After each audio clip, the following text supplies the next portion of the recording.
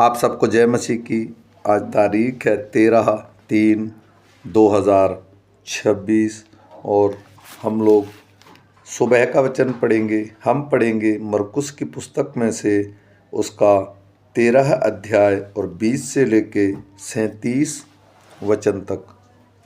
यदि प्रभु उन दिनों को न घटाता तो कोई प्राणी भी न बचता, परंतु उन चुने हुओं के कारण जिनको उसने चुना है उन दिनों को घटाया।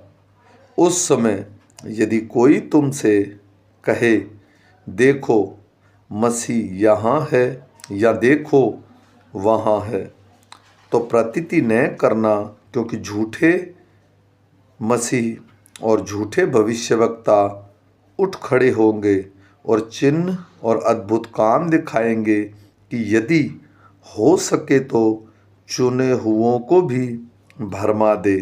पर तुम चौकस रहो, देखो मैंने तुम्हें सब बातें पहले ही से बता दी हैं।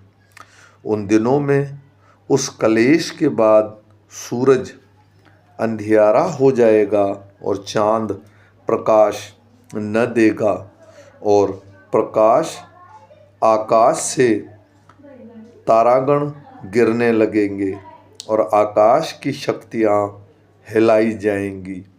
तब लोग मनुष्य के पुत्र को बड़ी सामर्थ और महिमा के साथ बादलों में आते देखेंगे। उस समय वह अपने दूतों को भेजकर पृथ्वी के इस छोर से आकाश के उस छोर तक चारों दिशाओं से अपने चुने हुए लोगों को इकट्ठा करेंगे। अंजीर के पेड़ से यह दृष्टांत सीखो, जब उसकी डाली कोमल हो जाती है और पत्ते निकलने लगते हैं तो तुम जान लेते हो कि भीषण काल निकट है।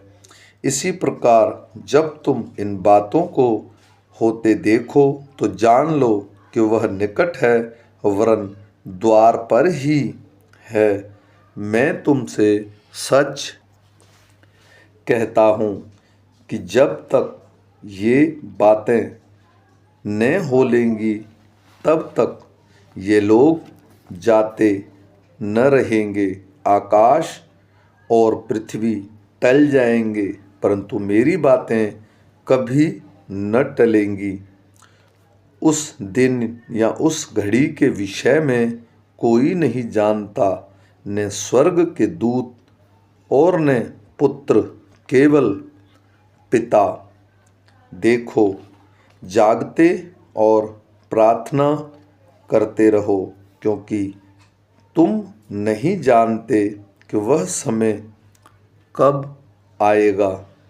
यह उस मनुष्य की सी दशा है जो परदेश जाते समय अपना घर छोड़ जाए और अपने दासों को अधिकार दे और हर एक को उसका काम बता दे और द्वारपाल को जागते रहने की आज्ञा दे। इसलिए जागते रहो, क्योंकि तुम नहीं जानते कि घर का स्वामी कब आएगा, सांझ को या आधी रात को या मुर्गे के बांग देने के समय या भोर को।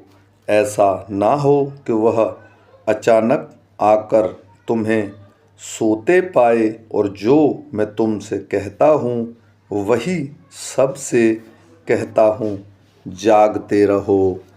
आमीन।